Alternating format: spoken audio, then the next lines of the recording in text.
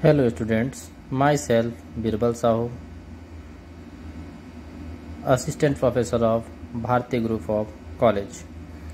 आज हम देखेंगे फूरियर सीरीज़। फूरियर सीरीज़ क्या है इसके बारे में आज हम देखेंगे। हम आज स्टार्ट करने जा रहे हैं फूरियर सीरीज़, जो है हमारे लिए BCA थर्ड ईयर से fourth unit. BCA third year से फोर्थ यूनिट है, ठीक है। तो सबसे पहले हम देखेंगे इसमें फूरियर सीरीज़ का इंट्रोडक्शन, उसके बाद बताएंगे पीरियोडिक फंक्शन क्या है, उसके बाद हम बताएंगे इसके सम इम्पॉर्टेंट रिजल्ट एंड इसके डिफाइंड इंटीग्रल क्या है या डेफिनेट इंटीग्रल क्या है, इसके बारे में देखेंगे। फिर फुल रेंज फूरियर सीरीज़ क्या है इसके बारे में देखेंगे। इस प्रकार हम क्या देखेंगे, इस प्रकार हम देखते जाएंगे कि फूरियर सीरीज़ में कितने प्रकार हैं और किस किस टाइप के फूरियर सीरीज़ को हम सॉल्व करेंगे। इसमें फुल रेंज भी आता है, हाफ रेंज भी आता है, इवन ऑड फंक्शन भी है ना, साइन कोसाइन फंक्शन भी है, रेंज सीरीज़ भी है, इसमें इंटरवल सीरीज़ भी है। इंटरवल सीरीज़ और रेंज सीरीज़ दोनों सेम है, कहने का मतलब थोड़ा सा वो मिलता है, मिलता जुलता आप कह सकते हैं, ठीक है। तो देखिए फूरियर सीरीज़ क्या है इसके बारे में पहले हम जान लेते हैं। अभी यहाँ पे आपको दिया है कि पीरियोडिक फंक्शन के बारे में। अगर हम नॉर्मल लैंग्वेज में कहें फूरियर सीरीज़ की बात को, तो हम कह सकते हैं कि फूरियर सीरीज़ किसी वैल्यू को इंटीग्रेट करने का ही एक रूल है। जैसे हम इंटीग्रेशन पढ़ते हैं तो इंटीग्रेशन में हमारे पास बहुत सारे फॉर्मूले होते हैं इंटीग्रेशन के लिए, उसकी कुछ प्रॉपर्टी होती है। उसी प्रकार आप कह सकते हैं कि फूरियर सीरीज़ भी किसी वैल्यू को इंटीग्रेट करने का या इंटीग्रेशन करने का ही एक रूल है इंटीग्रेशन का। इसमें हम क्या यूज़ करते हैं, इसमें हम इंटीग्रेशन के कुछ प्रॉपर्टीज़ दी गई रहती हैं, उन प्रॉपर्टीज़ को हम इसमें यूज़ करते हैं और उसी के सहारे हम क्या करते हैं, इस क्वेश्चन को सॉल्व करते हैं, ठीक है। ये होता है अगर हम नॉर्मली अगर कहें फूरियर सीरीज़ क्या है उसके लिए, ठीक है।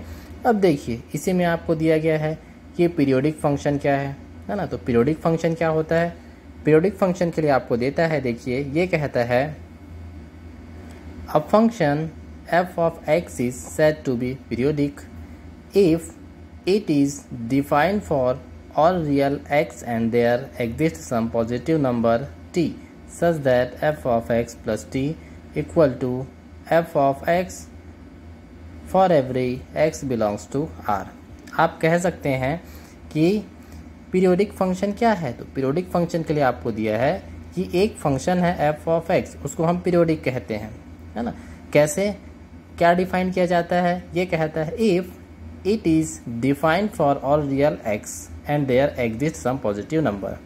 क्या डिफाइन करता है, ये ऑल रियल नंबर्स को क्या करता है, वो डिफाइन करता है और कहता है कि ये पॉजिटिव नंबर को क्या करता है, वो एग्जिस्ट करता है। वास्तव में कोई भी हमारे पास पीरियोडिक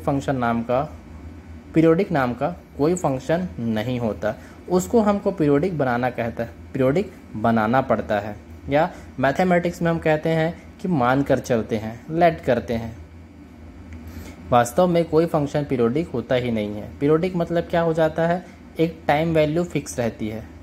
तो इसमें ये आप कह सकते हैं कि एक फिक्स वैल्यू के बाद, है ना, इसमें आप कह सकते हैं एक फिक्स वैल्यू के बाद वो फंक्शन अपनी वैल्यू को वापस रिपीट करता है। ये कहता है आपके लिए किसके लिए, ये पीरियोडिक फंक्शन के लिए। अगर नॉर्मली मैं बताऊं तो मैं वापस रिपीट कर देता हूं।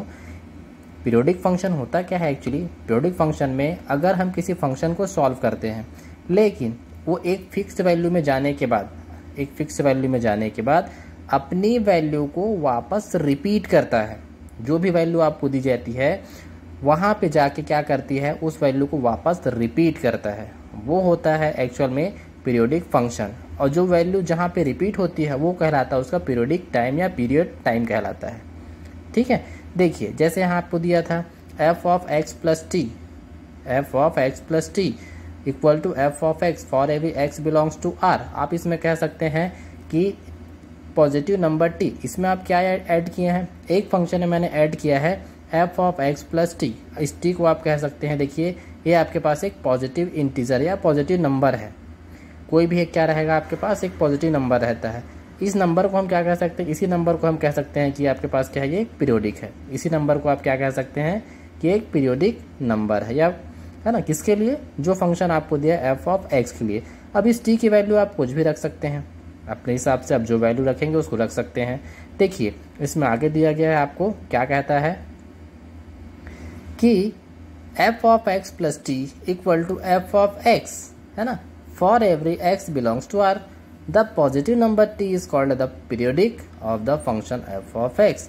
टी क्या है, टी एक पॉजिटिव नंबर है, टी क्या है आपके पास एक पॉजिटिव नंबर है, उसी को हम क्या कह देते हैं, उसी को हम कहते हैं कि वो एक पीरियोडिक फंक्शन, सॉरी ये कह सकते हैं टी हमारे पास क्या है एक पॉजिटिव नंबर है, और वही क्या होता है the periodic of the function of x, वही क्या कहलाता है एफ ऑफ एक्स, जो फंक्शन होता है उसी का हमारे पास क्या कहलाता है वो पीरियोडिक टाइम कहलाता है। अब देखिए आगे आपको क्या दिया है, F of x equal to X दिया है for every minus pi to pi. मैंने कहा ना, देखिए इसको आप जब सॉल्व करने जाते हैं, इसका पीरियोडिक टाइम आप सॉल्व करने जाते हैं, पीरियोडिक फंक्शन बताने जाते हैं, तो मैंने कहा कि किसी भी फंक्शन में आप जब कोई भी एक पॉजिटिव नंबर वहाँ पे ऐड कर दे फंक्शन में, तो एक निश्चित वैल्यू के बाद, एक फिक्स वैल्यू के बाद वो वापस क्या करती है, अपनी वैल्यू को रिपीट कर देती है, वही क्या कहलाता है हमारे पास, वही उसका पीरियोडिक फंक्शन या पीरियोडिक टाइम कहलाता है, ठीक है, या पीरियोडिक कह सकते हैं इसको।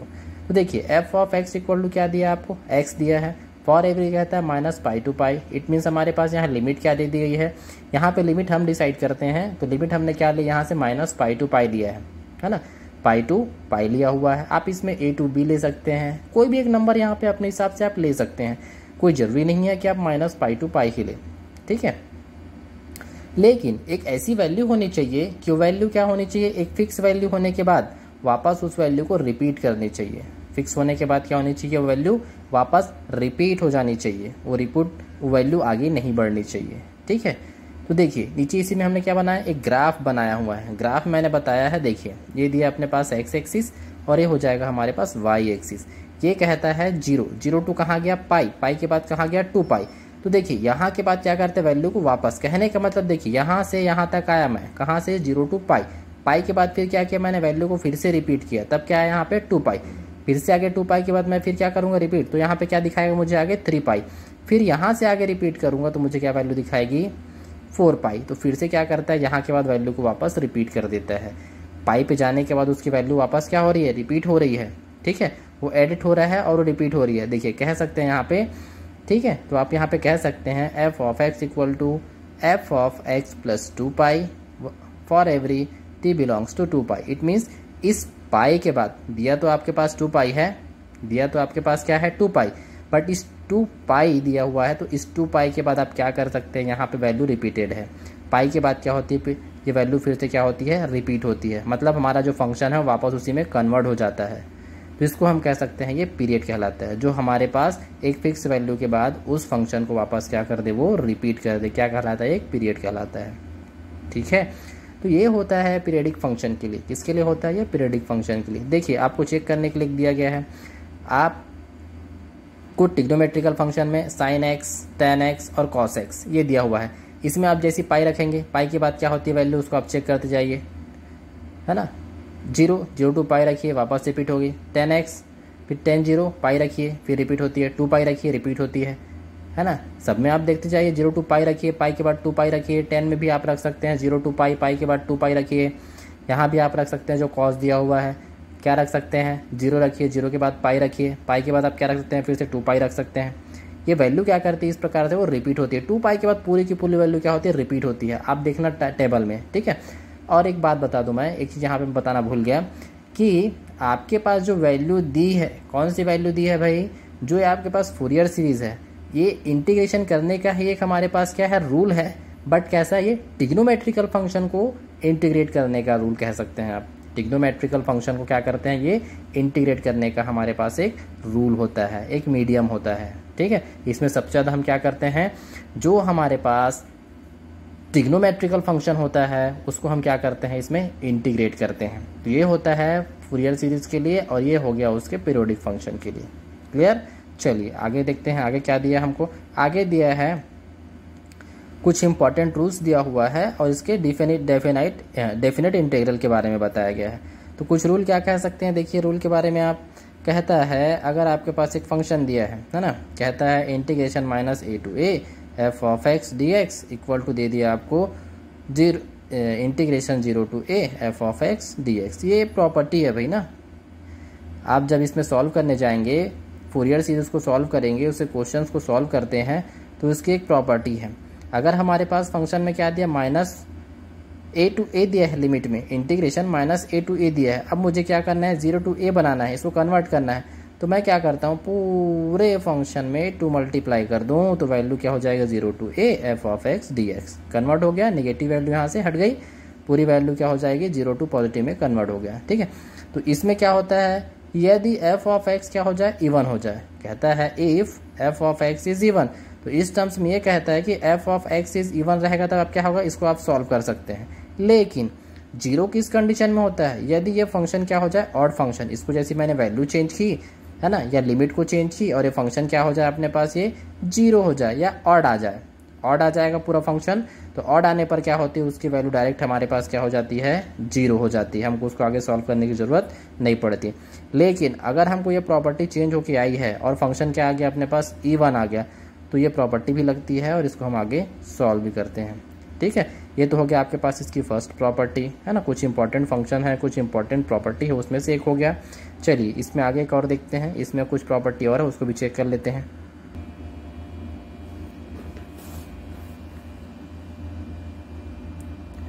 चलिए आगे इसमें दिया है आपके पास बाई पार्ट रूल दिया हुआ है। बाई पार्ट रूल कह सकते हैं या प्रोडक्ट ऑफ 2 फंक्शन वाला रूल कह सकते हैं, किसके लिए, इंटीग्रेशन के लिए। ठीक है, या चेन रूल भी कहते हैं इसको। देखिए हमारे पास दिया बाई पार्ट रूल्स में, इसी को हम कहते हैं चेन रूल। यहाँ पे आपके पास 2 फंक्शन दिए रहेंगे, u और v है ना। 2 फंक्शन दिए हैं, u v into d x, integration दिया ना साथ में। देखिए integration u v d x equal to, अब उसकी प्रॉपर्टी कहती है आपके पास, ये कह दिया गया property, u integration v dx minus integration whole integration d upon d x u integration v dx करके आप यहाँ पे लगाए हैं जो प्रॉपर्टी। तो वो प्रॉपर्टी कहती क्या है, इसके बारे में पहले देख लेते हैं। देखिए फर्स्ट इसमें हमको क्या लेना होता है, जब इंटीग्रेशन पढ़ते हैं और प्रोडक्ट ऑफ 2 फंक्शन आता है या बाई पार्ट रूल आता है, तो इसमें हमको जब 2 फंक्शन में फर्स्ट और सेकंड लेने के लिए हमको इसको चेक करना पड़ता है। कैसे चेक करना पड़ता है कि अगर किसी फंक्शन को अगर मैं डिफ्रेंशिएट करूं और वो डिफ्रेंशिएट होने पर सक्सेसिव डिफरेंशियल में कन्वर्ट हो जाए। Successive differential it means n time differential. N time differential में अगर वो कन्वर्ट हुआ है ना, कहने का मतलब उसको अगर मैं इंटीग्रेट करते जाऊं, डिफरेंशिएट करते जाऊं और वो फंक्शन डिफरेंशिएट होने पर 1 में कन्वर्ट हो जाए, 1 के बाद किस में कन्वर्ट हो जाए, वो 0 में कन्वर्ट हो जाए।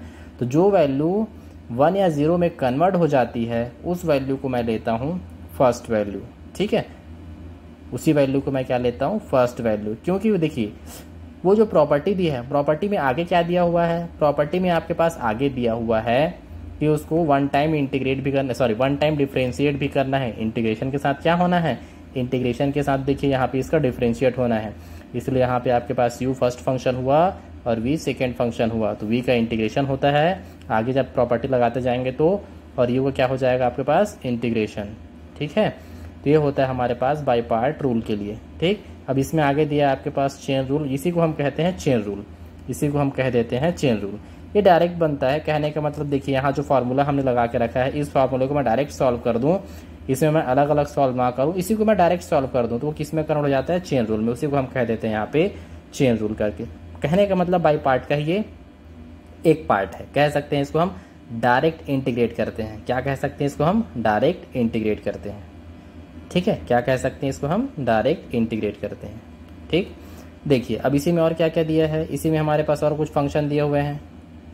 आप कह सकते हैं यहाँ से कुछ फंक्शन में नंबर 2, नंबर 3, नंबर 4 क्या कहता है, integration x power n cos a n dx, integration x power n sin a n dx, और लास्ट में कहता है x power n e to the power ax dx। ये भी इसकी प्रॉपर्टी है जो हम बनाते हैं। ठीक है, किसके लिए, ये बाई पार्ट के लिए हमारे पास आएगा, या फिर चेन रूल जो हम यूज़ करेंगे उसमें इसका उपयोग हम कर सकते हैं। ठीक है, चलिए आगे देखते हैं इसमें और क्या दिया है। आगे दिया है फूरियर सीरीज़ के बारे में, यहाँ से हम स्टार्ट करेंगे फूरियर सीरीज़ को। इसको मैंने बता दिया था, इसके आगे हम फूरियर सीरीज़ को फिर से स्टार्ट करेंगे। ठीक है,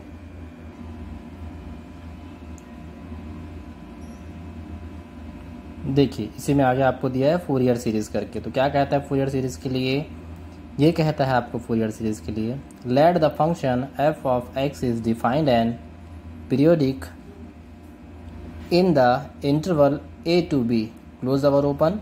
कहने का मतलब क्लोज और ओपन कुछ भी हो सकता है।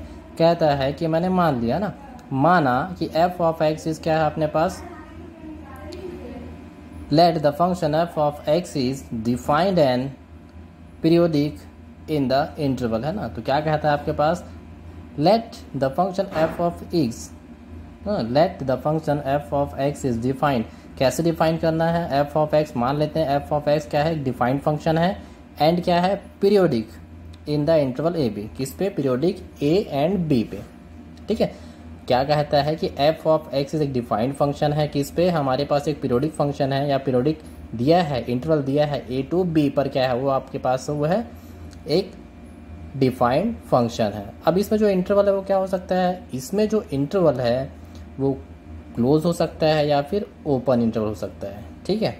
तो देखिए इसी टर्म्स में आपको क्या देता है, then it is Fourier series is given by, then it is Fourier series is given by f of x equal to a naught divided by 2 plus summation of infinite n equal to 1, and उसी में दिया आपके पास a n cos bracket 2n pi x upon b minus a plus b n sine bracket 2n pi x upon b minus a। ये है किसका function, ये हमारे पास फूरियर सीरीज का फंक्शन है। किसका फंक्शन है ये एक फूरियर सीरीज का फंक्शन है। क्लियर। तो देखिए यहाँ पे आपके पास क्या दिया, b minus A, it means क्या दिया, जो इंटरवल है उसको हम क्या करेंगे, डिवाइड करेंगे। किससे डिवाइड करेंगे, हमारे पास जो कॉस की जो भी वैल्यू रहेगी उससे हम क्या करते हैं, उसको डिवाइड। कहने का मतलब हमारे पास जो इंटरवल दिया रहेगा उस इंटरवल को हम माइनस करेंगे और उसको हम कहाँ रखेंगे, जो हमारे पास फूरियर सीरीज दी है, जो फंक्शन दिया है उस फंक्शन पर उसको हम पुट करेंगे, ठीक है। अब देखिए इसके लिए मुझे क्या क्या फाइंड करना होगा, इसके लिए मुझे फाइंड करना होगा ए नॉट। तो ए नॉट की वैल्यू क्या हो सकती है, ए नॉट की वैल्यू है 2 upon b minus a integration a to b f of x dx। Clear. ये आपके पास ए नॉट फाइंड करने के लिए है। नेक्स्ट कहता है ए एन। तो ए एन इक्वल टू क्या कहता है, 2 by b minus a integration a to b f of x cos 2n pi x upon b minus a dx। Next आपके पास है b n equal to 2 upon b minus a integration a to b f of x sine 2n pi x upon b minus a d x. Clear. ये आपके पास है Fourier series के लिए, ठीक है। ये आपके पास हुआ फूरियर सीरीज़ क्या है उसके लिए, पीरियोडिक फंक्शन के लिए। नेक्स्ट में हम देखेंगे नेक्स्ट क्लास में इसके लिए क्वेश्चन कैसे बनेगा और क्या क्वेश्चन है। Clear students. चलिए, थैंक यू।